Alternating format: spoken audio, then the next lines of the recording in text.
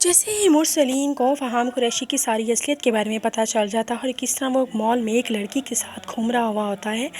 تو اس کے لیے یہ بات کافی زیادہ ناقابل برداشت ہو جاتی ہے۔ اور جیسے ہی اسے پتہ چلتا ہے کہ اس کی بیٹی شہرین کی بھی رضامندی ہے کہ وہ اس کے ساتھ دبئی جائے، تو وہ اس کو بہت زیادہ غصہ آتا ہے۔ وہ شہرین کو اپنے کمرے میں بلاتا ہے اور اس کو بہت زیادہ ڈانٹتا ہے اور اس کے اوپر غصہ کرتا ہے اور اسے کہتا ہے کہ تمہیں کیا لگتا ہے، تم نے مجھے اندھا اور بیوقوف سمجھ رکھا ہوا ہے کہ میں نے تمہاری اس کے ساتھ منگنی تو کر دی، کیا مطلب میں تمہیں اس کے ساتھ دبئی جانے دوں گا؟ وہ صاف الفاظوں میں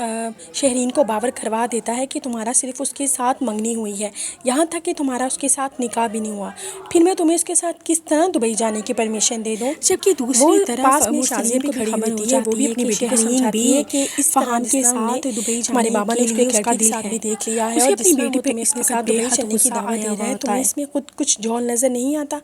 لیکن شہرین ہمیشہ کی طرح عقل کی اندھی بنی ہوئی ہے، اسے اس وقت کچھ بھی سمجھ پوچھ نہیں آ رہی۔ یہاں پہ شازیہ بھی اپنی بیٹی کی سائڈ لینے کی کوشش کرے گی اور مرسلین کو ٹھنڈا کرنے کی کوشش کرے گی، اس کو بولے گی کہ آپ پریشان نہ ہو، میں آپ سے پہلے ہی شہرین کو سمجھا چکی ہوں کہ تم اس کے ساتھ دبئی نہیں جاؤ گی۔ شہرین اپنے بابا کا انکار سن کر بالکل بھی خوش نظر نہیں آ رہی ہوتی،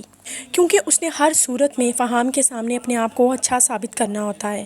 اب وہ سوچ رہی ہوتی ہے کہ وہ کس طرح فہام کے پاس جائے اور جا کے اسے بولے کہ اس کے بابا نے اسے دبئی جانے کی پرمیشن نہیں دی۔ وہ جیسے ہی اگلے دن جا کے اس کو بتائے گی کہ میرے بابا نے مجھے دبئی جانے کی پرمیشن نہیں دی، تو یہ بات سنتے ہی فہام کا تو جیسے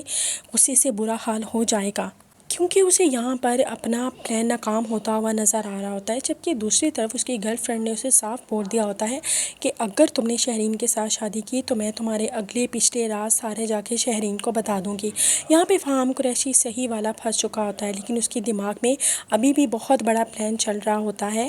شہرین کو لے کر، اور وہ بہت جلد اپنے اس پلان کو تکمیل تک پہنچا بھی دے گا۔ اب سوال یہ پیدا ہوتا ہے کہ کیا شہرین غداری کر پائے گی اپنے گھر والوں کے ساتھ، یا وہ فہام کی بات مانتے ہوئے فہام کے ساتھ دبئی چلی جائے گی؟